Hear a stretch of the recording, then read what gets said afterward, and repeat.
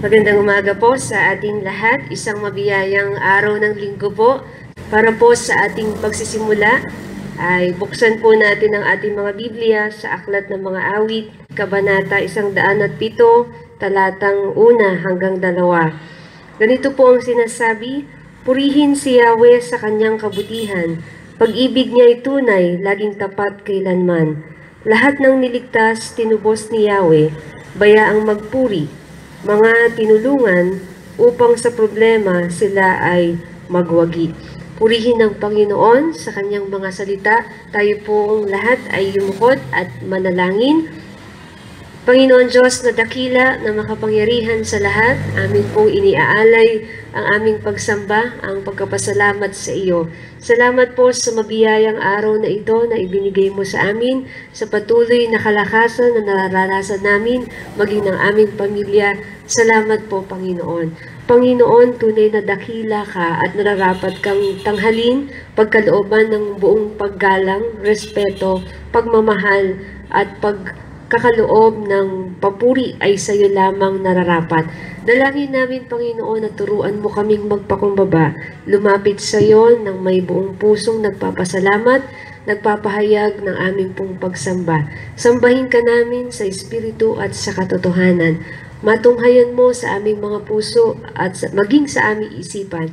Nalubos kami, Panginoon, na lumalapit sa iyo, nagbibigay ng aming pong galang, nagbibigay ng aming pong pagpupuri.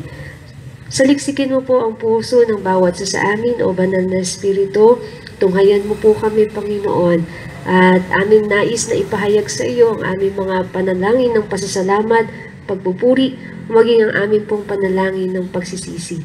Maglaan po tayo ng ilang sandali ng ating pong pananalangin at paghingi ng kapatawaran sa Panginoon sa ating mga kasalanan na nagawa.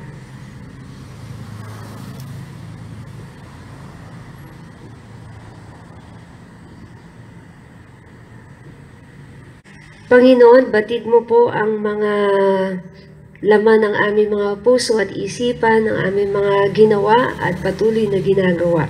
Sa iyo namin, Panginoon, ipinapahayag ang amin pong magpakumbabang paghingi ng kapatawaran sa lahat ng ito. Patawarin mo kami, Panginoon, sa aming mga nagawang kasalanan, naisip man, naramdaman, nasambit man. Patawarin mo kami, Panginoon, kung ito ay hindi kalugod-lugod sa iyo.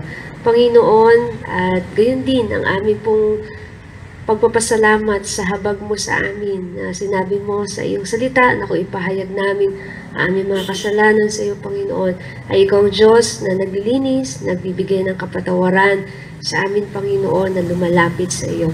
Salamat sa habag mo, Panginoon. Salamat sa paglilinis, sa pagpapatawad mo sa amin. Sa pangalan ni Jesus. Amen.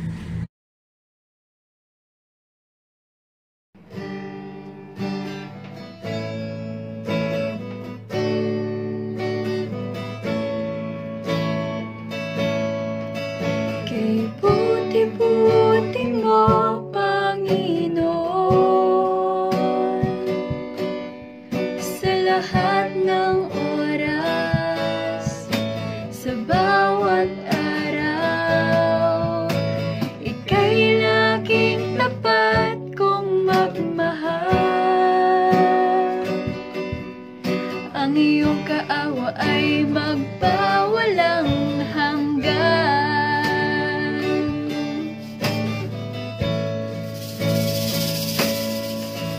Kay buti-buti mo, Panginoon,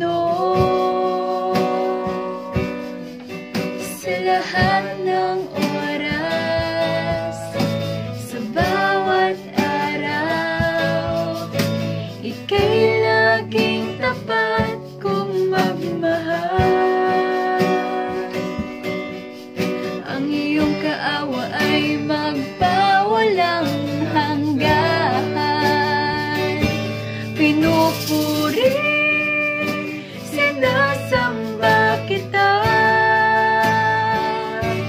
dakilang Diyos at Panginoon. Tunay ngang ika'y walang katulad, tunay ngang ika'y di nagbabago.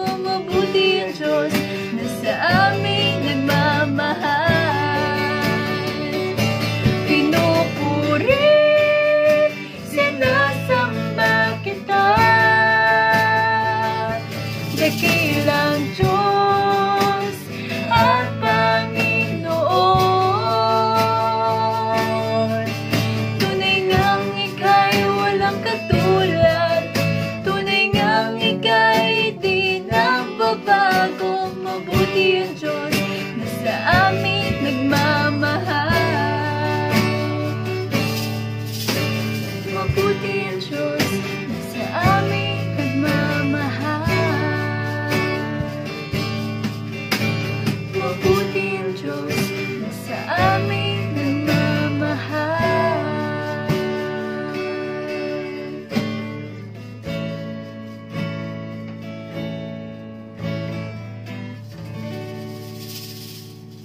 Salamat sa Panginoon, tunay ngang napakabuti ng Diyos sa atin.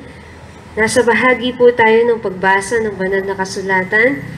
Buksan po natin ang ating mga Biblia sa aklat ng Lucas, Kabanata 15 at talatang 11 hanggang 32. Mula sa aklat ng Lucas, Kabanata 15, talatang 11 hanggang 32. Ganito po ang sinasabi. Mula sa 11, sinabi pa ni Jesus, may isang tao na may 2 anak na lalaki.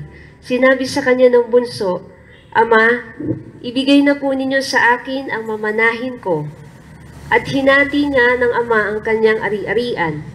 Pagkalipas ng ilang araw, pinagbili ng bunso ang kanyang kaparte at nagpunta siya sa malayong lupain. Nilustay niya roon sa pamamagitan ng mga bisyo ang lahat niyang kayamanan. Nang maubos na ito, nagkaroon ng matinding tagutom sa lupaing iyon, kaya't siya'y nagsimulang maghirap. Namasukan siya sa isang taga roon at siya'y pinagtrabaho nito sa isang babuyan. Sa tindi ng kanyang gutom at dahil sa wala namang nagbibigay sa kanya ng pagkain, halos kainin na niya ang bungang kahoy na kinakain ng mga baboy. Ngunit napag-isip-isip niya sa ang kanyang ginawa at nasabi niya sa sarili, labis-labis ang pagkain ng mga alila ng aking ama, samantalang ako'y namamatay dito sa gutom. Babalik ako sa aking ama at sasabihin ko sa kanya, Ama, nagkasala po ako sa Diyos at sa inyo, hindi na po ako karapat-dapat na tawaging anak ninyo. Ibilang na lamang ninyo akong isa sa inyong mga alila. At siya'y nagpasyang umuwi sa kanila. Malayo pa'y natanaw na siya ng kanyang ama, at dahil sa matinding awa, ay patakbo siyang sinalubong, niyakap at hinalikan. Sinabi ng anak, Ama, nagkasala po ako sa Diyos at sa inyo, hindi na po ako karapat-dapat na tawaging anak ninyo. Ngunit tinawag ng ama ang kanyang mga alila, Madali, kunin ninyo ang pinakamagandang damit at bihisan ninyo siya. Suotan niyo siya ng singsing at bigyan niyo siya ng sandalyas. Katayin ninyo ang pinatabang guya at tayo'y magdiwang, sapagkat ang anak kong ito ay namatay na, ngunit siya ay nabuhay, nawala, ngunit muling natagpuan, at sila nga'y nagdiwang.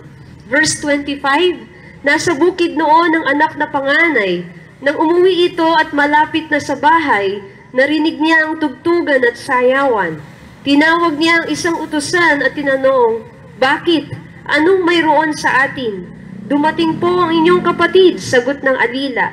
Ipinapatay po ng inyong ama ang pinatabang guya dahil ang inyong kapatid ay nakabalik ng buhay at walang sakit. Nagalit ang panganay at ayaw niyang pumasok sa bahay. Pinuntahan siya ng kanyang ama at pinakiusapan. Ngunit sumagot siya, Pinaglilingkuran ko kayo sa loob ng maraming taon at kailanmay hindi ko kayo sinuway. Ngunit ni minsay hindi ninyo ako binigyan ng kahit isang maliit na kambing para magkatuwaan kami ng aking mga kaibigan. Verse 30, Subalit nang dumating ang anak ninyong ito na lumustay ng inyong kayamanan sa masasamang babae, ipinagpatay pa ninyo siya ng pinatabang guya. Sumagot ang ama, Anak, lagi kitang kapiling at ang lahat ng aking ari-arian ay sa iyo. Nararapat lang na tayo'y magsaya at magdiwang, sapagkat patay na ang kapatid mo, ngunit nabuhay, nawala, ngunit muling natagpuan. Salamat sa Panginoon sa kanyang mga salita, dakilang pag-ibig ng Diyos. Ang nais na ipahayag sa ating umaga, ngayong umaga ng Panginoon, ay ang kanyang dakilang pagmamahal o pag-ibig sa bawat isa sa atin. Sabi po ng isang kanta, what the world needs now is love. Ang sabi niya, ang kailangan daw ng mundo ngayon ay ang pag-ibig. Tunay na kailangan po ng tao ang may magmamahal o magmamalasakit sa kanya. At ang bawat isa din naman po sa atin ay nararapat din na magmahal at magmalasakit sa iba. Binigyan tayo ng Panginoon ng pagkakataon na makasama natin ang mga tao sa ating paligid na maaari nating ibahagi ang ating pagmamahal sa kanila at matanggap din ito mula sa kanila. Sa teksto po na ating nabasa ay binabahagi sa atin ang kalagayan ng mga tao na inihalin tulad sa mga anak at ang dakilang pagmamahal ng Diyos na hindi kayang mahigitan ng sino man na inilalarawan ng Ama sa talinhaga. Sa talinhaga po, ang bunsong anak ay hiningi na ang kanyang mana sa Ama, bagamat ito ay buhay pa. Lumayo, nilustay sa pamamagitan ng bisyo ang lahat niyang kayamanan, hanggang sa ito ay maubos at siya ay naghirap. Sa umpisa, masarap ang buhay niya, ngunit ang naging bunga ng kanyang desisyon ay ang paghihirap at kawalan. Ngunit nung napag-isip-isip niya na siya ay nagkasala, siya ay nagsisi at humingi ng tawad una sa Panginoon at sa kanyang ama at pinili niya na bumalik sa kanyang ama. Kung atin pong ihahalin tulad din ang kanyang kalagayan sa buhay ng tao, may mga pagkakataon po na ang mga tao, una, nais na mamuhay na malayo sa Diyos. Namumuhay na walang respeto at pagkilala sa kanyang mga ipinagkaloob na biyaya, lalo't higit ang ating buhay at anumang biyaya ang nasa atin. Akala nila mahigpit na masyado ang ating Panginoon at at wala silang kalayaan kapag sila ay nasa Panginoon. Walang respeto, walang paggalang, walang pagkilala, at nakikita lamang ang kahigpitan o masyadong mahigpit o iniisip nila na wala silang kalayaan kapag sila ay sumusunod o nasa Panginoon. May mga pagkakataon din na ang mga tao, pangalawa, ay nais gawin kung ano ang gustong gawin sa buhay. At kung gamitin ang buhay niya, akala niya siya na ang may nagmamay-ari nito o sa kanya nagsimula ang kanyang buhay. Hindi na kinikilala at walang pagtingin, walang pagpapasalamat man lamang sa Panginoon na nagbigay nito sa kanya. Parang yung anak na nilustay ang kanyang pera o ang yaman na walang pagtingin sa ginawang pagsasakripisyo, paghihirap, o anuman ang pinanggalingan nito, lagay na lamang ang sakripisyo ng kanyang ama. Sa mga tao, may mga tao nakakalungkot, sa ating buhay, nais natin kung ano na lamang ang gawin natin sa ating buhay. Walang pagtingin sa Panginoon na nagbigay ng buhay sa atin, nagbigay ng kaisa-isang buhay sa atin. At nakakalungkot na hindi kinikilala ang kanyang presensya sa ating buhay. May mga pagkakataon din naman na ang mga tao, bagamat nagkukulang, kagaya ng anak, ay maaari pong manumbalik sa Panginoon, maaaring lumapit sa Panginoon, magpakumbaba, makita, mapag-isip-isip ang kanyang mga ginawa at lumapit ng may pagpakumbaba at magsisi sa ating Panginoong Diyos at lubos na ipahayag ang kanyang pagkakasala at paghingi ng kapatawaran sa kanya. Ang Ama po sa talinhaga naman po ay inihahalin tulad sa ating Diyos. Kung tayo nahalin tulad dun sa anak at sa mga anak, ang Ama naman po sa talinhaga ay nahalin tulad o nailalarawan sa atin pong Panginoong Diyos. Siya ang Diyos na may dakilang pag-ibig, lubos ang kanyang pagmamahal. Una po, siya ang Diyos at tinatanggap at pinapatawad ng Diyos ang mga nagsisisi at lumalapit sa Kanya. Handa po siyang magpatawad at tanggapin tayo kung tayo ay lalapit at magpapakumbaba sa Diyos. Nakakalungkot, minsan mas matigas pa ang tao na hindi marunong magpatawad. Akala niya masigit pa siya sa Diyos. Kung ang Panginoon nga po ay nagkakaloob ng kapatawaran, lalo't higit na tayo ay nararapat na magkaloob din po ng kapatawaran sa iba. Ang Diyos ay banal, pero gayon na lamang po ang kanyang pag-ibig sa atin na mahina at makasalanan. Tinitingnan niya tayo ng may lubos na pag-ibig. Tinitingnan niya tayo ng may lubos na pagmamalasakit.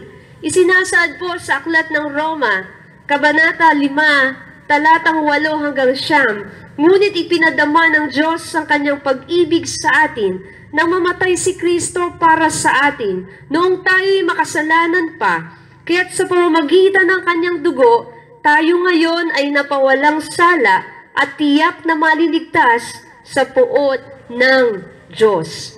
Dahil po sa pagmamahal ng Diyos, si Kristo ay namatay para sa kapatawaran ng ating mga kasalanan sa atin ng mga mananampalataya sa Kanya. At mula din sa talatang 9 na sa aklat ng unang Juan, subalit kung ipahayag natin sa Diyos ang ating mga kasalanan, maasahan nating patatawarin tayo ng Diyos sa mga ito at lilinisin tayo sa lahat ng ating kasalanan sapagkat siya'y tapat at matuwid. Gayon na lamang po ang pagpapatawad ng ating Panginoon. Nakakahiyaman, di po ba? Sa kalagayan natin, kung titingnan natin ang ating mga pagkukulang, ang ating kahinaan, ang ating mga pagkakasala, ang ating katigasan sa harapan ng Panginoon, nakakahiyamang lumapit sa Panginoon. Pero kung tayo magpapakumbaba, lalapit sa Kanya, magsisisi, at ipapahayag ang ating pagkilala sa ating Panginoong Diyos bilang ating Panginoon tagapagligtas, siya po ay tumatanggap sa atin, nagpapatawad sa atin dahil po sa kanyang dakilang pag-ibig sa iyo. Ikalawa po, nagbibigay po ng panibagong pagkakataon at binabago ng Diyos ang mga lumalapit sa Kanya. Dahil sa lubos na pag-ibig ng Panginoon sa atin, binibigyan niya tayo ng panibagong pagkakataon. At hindi lang tayo binibigyan ng panibagong pagkakataon, binabago niya rin po tayo. Sa talinhaga, nang makita ng ama ang kalagayan ng anak, sinabi niya, "Madali, kunin ninyo ang pinakamagandang damit at bihisan ninyo siya. Suotan niyo siya ng singsing at bigyan niyo siya ng sandalyas." Tinanggap siya ng kanyang ama at hindi na natiling gayon ang kanyang itsura. Siguro nakita siya ng kanyang ama, di po ba? Mula sa malayong paglalakbay, siguro payat na siya, maluma na yung kanyang damit, no? Nung nakita siya ng kanyang ama, gayon na lamang ang pagtingin sa kanya. Pinalitan ang kanyang marumi at lumang damit, binihisan siya at tinanggap bilang isang anak at hindi isang alipin. Sa atin po na paglapit sa Panginoon, mga kapatid kay Kristo, sa atin na nakikinig, marumi man tayo at makasalanan sa paglapit natin sa Panginoon, pero kaya niya tayong linisin at manatiling malinis. Marumi man po tayo sa paglapit natin sa Panginoon, pero kaya po tayong linisin at panatilihin malinis ng Panginoon. Kung tayo po ay tunay na nagsisisi, hindi na tayo nagpapatuloy pa sa maruming pamumuhay. Sabi po sa 2 Korinto chapter 5 verse 17, kaya't kung nakipag-isa na kay Kristo ang isang tao, isa na siyang bagong nilalang. Wala na ang dati niyang pagkatao, sa halip, ito'y napalitan na ng bago.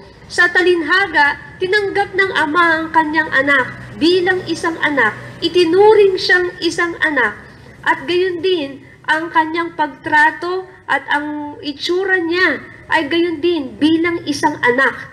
At gayon din sa atin sa pagtanggap ng Panginoon sa atin, sa paglapit natin sa Kanya, nais ng Panginoon na hubarin na natin ang ating marumi at dating pamumuhay, isuot na natin ang may pagbabagong buhay na hatid ng ating Panginoon. Mula po sa aklat ng Efeso chapter 4, verses 17 hanggang 24, ganito po ang nakasaad.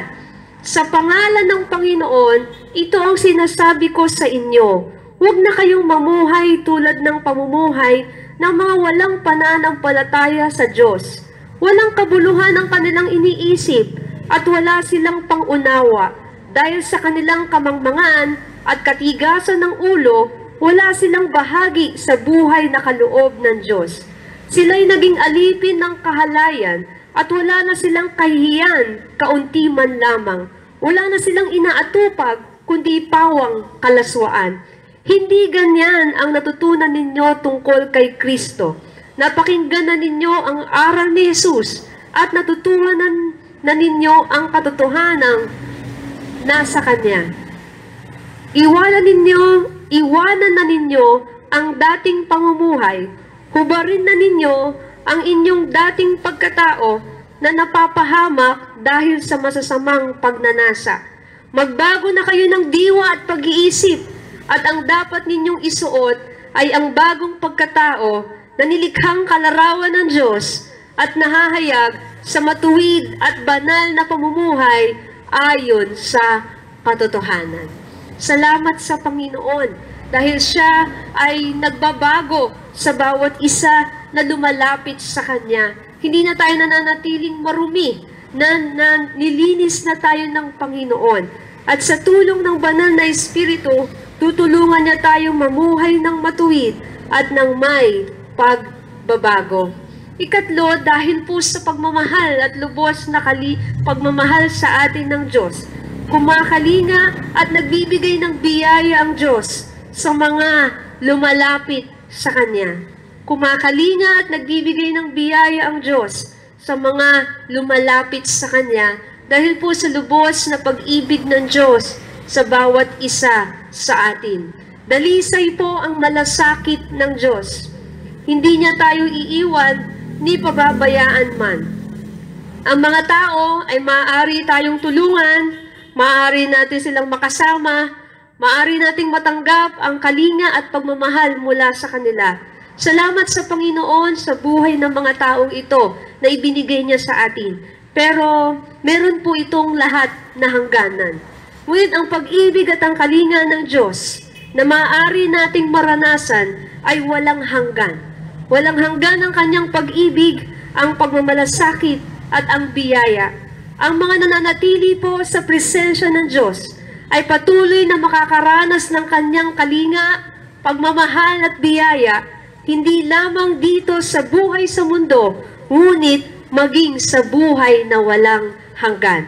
Sa mga tumanggap at sumampalataya sa ating Panginoong Hesu Kristo. Kaya po sa bawat isa sa atin, mga kapatid kay Kristo, sa atin na nakakarinig ng mensaheng ito, huwag na po nating hayaan na mamuhay tayo na hiwalay sa ating Panginoong Diyos. Huwag na tayong magmalaki sa Panginoong Diyos at mamuhay sa sarili lamang natin at ang buhay natin ay ipamuhay natin sa sarili lamang. Huwag na po. Piliin natin na lumapit na po tayo sa Panginoon, magsisi sa ating mga kasalanan, magpakumbaba, at tanggapin natin ang dalisay at dakilang pagmamahal ng Diyos sa atin. Walang makahihigit ni makapapantay man sa pagmamahal ng Panginoon sa atin. Manampalataya tayo sa Panginoong Hesus, isuko ang ating buhay at kinabukasan sa Kanya bilang tagapanguna na ng ating buhay, bilang ating Panginoon at tagapagligtas. Kung tayo ay tunay na nagsisisi, talikuran na po natin ang maruming pamumuhay. Kung tayo nga po ay tunay na lumalapit na sa Panginoon at nagsisisi at handang magbago, talikuran na po natin ang masama at maruming at dating pamumuhay. Mamuhay na po tayo ng may pagbabago sa tulong ng banal na Espiritu ayon sa kalooban ng ating Panginoong Diyos. Tunay nga na ang ating buhay, sa ating buhay, mapapapurihan natin ang Panginoong Diyos. Salamat sa Panginoon, purihin ang Panginoon. Tayo pong lahat ay yumukod at tayo po ay manalangin.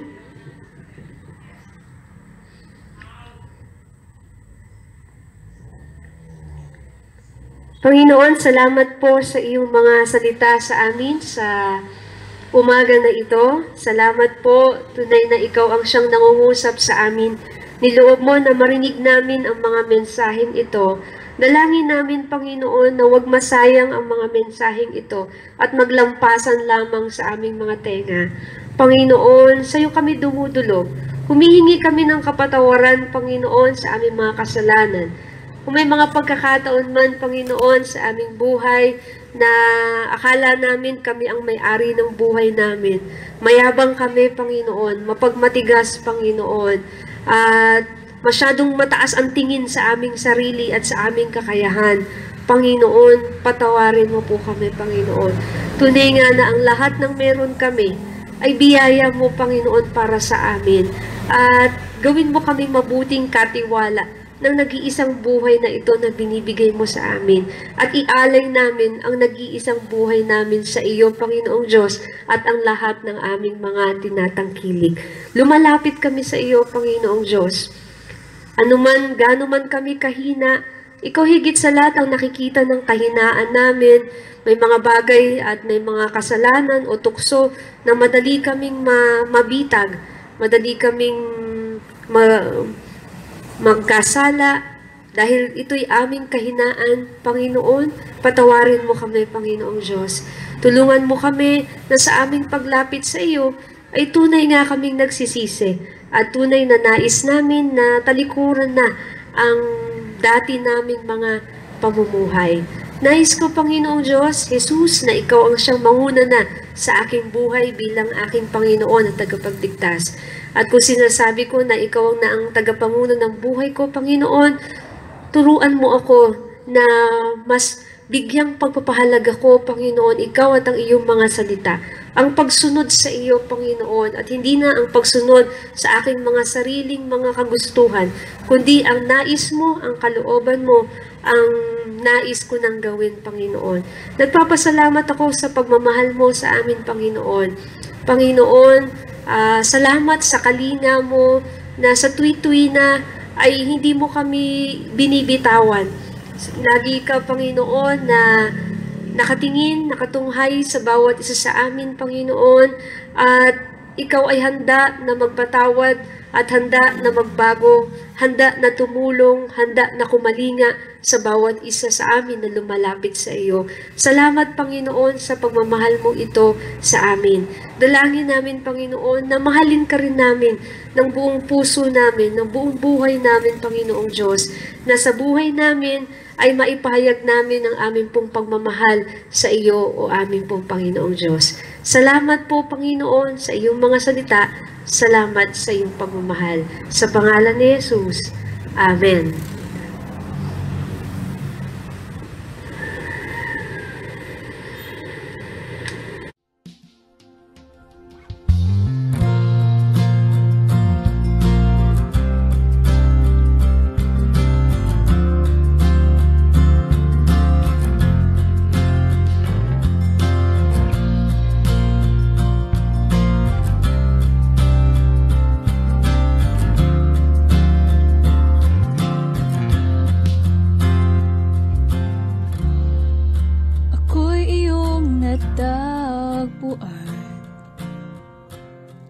Sa gitna ng aking kasawian,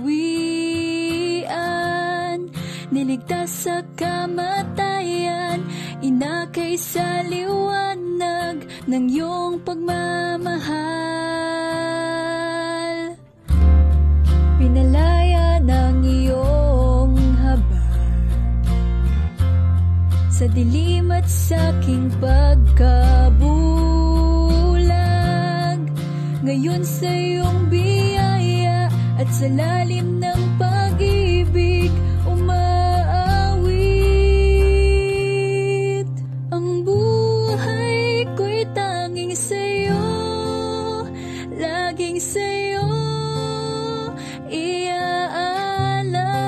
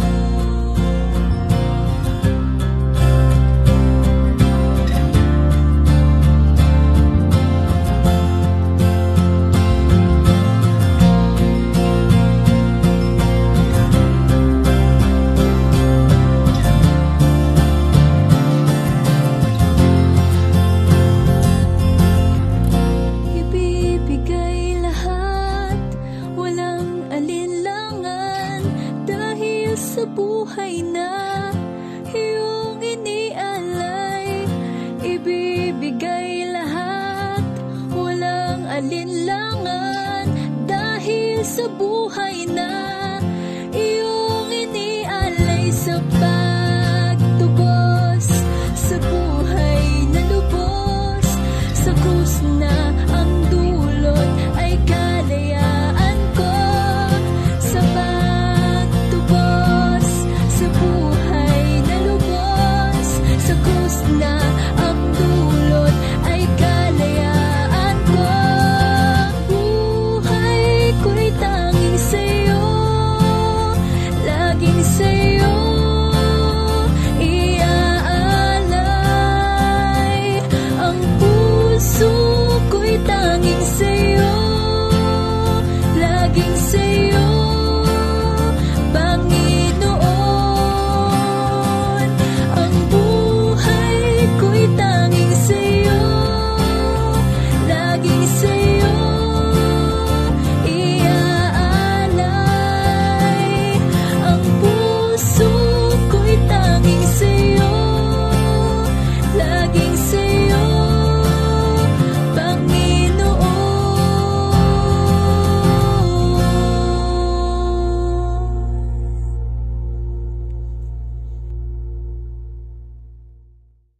Tayo po ay manalangin para sa ating pangwakas na panalangin. Panginoon, salamat po sa umagang ito na ipinagkaloob mo sa amin na maaari kaming makapag-alay ng aming pagsamba sa iyo, makapagbulay-bulay ng iyong mga salita, makapaghain ng aming mga panalangin sa iyo. Salamat po, Panginoon. Panginoon, salamat sa mga mensahe mo sa amin sa umagang ito. Dalangin namin, Panginoon, na panghawakan namin ito, na ikaw ang Diyos na dakilang umiibig sa amin, na napakatapat, Panginoon, at hindi ka, Panginoon, nagpapabaya at lubos na nagmamalasakit sa amin, Panginoon. Salamat po. Dalangin din namin na ikaw, O Diyos, ang amin pong ibigin din sa amin pong mga buhay, paglingkuran, at mamuhay kami para sa iyo, Panginoon. At dalangin din namin, O Panginoon Diyos, ano man ang mga kalagayan o kinakaharap ng bawat sa amin, sa aming mga personal, Panginoon, na buhay, maging sa buhay ng aming pamilya. Tulungan mo kami, Panginoon, ano man mga kabigatan ng aming pong nararanasan. Sa iyo namin pinagkakatiwala, Panginoon, at ikaw siyang magpagaan ng aming pong mga nararamdaman. Dalangin din namin, Panginoon, ang mga may sakit. Tulungan mo ang bawat isa, Panginoon, na ikaw ang siyang magbigay ng kagalingan, katatagan, kalakasan ng katawan, Panginoon. At sa iyo kami umaasa, Panginoon, at walang imposible sa iyo. At patuloy kaming umaasa sa kagalingan ng mga kapatid namin ito, o sa bawat may mga kakilala kami, mga mahal sa buhay na may sakit. Dinadalangin namin sila, Panginoon, sa iyo, at ikaw magbigay ng kagalingan sa kanila. Dalangin din namin ang provision, Panginoon, ng mga pangailangan nila. Ang pangailangan ng bawat isa sa amin, ng aming pamilya. Tulungan mo po kami, Panginoon, na ikaw siya mag-provide sa lahat ng ito, Panginoong Diyos. At sa iyo kami, Panginoon, umaasa sa amin pong mga pangkabuhayan at sa aming pang-araw-araw na pamumuhay. Tulungan mo po kami. Maging ang aming bansa, Panginoon, na nalalapit na ang eleksyon, bigyan mo ng karunungan ng bawat sa amin, sa aming pong paghalal ng mga leader. Tulungan mo po kami, Panginoon, na ang aming ihahalal ay ang mga tao na may pagkatakot sa iyo, Panginoon, at may lubos na pagmamahal sa iyo, Panginoon. At dalangin din namin ang mga leaders na magkaroon sila, Panginoon, ng pagkatakot at magmamahal din sa iyo at gawin nila ang mga nararapat.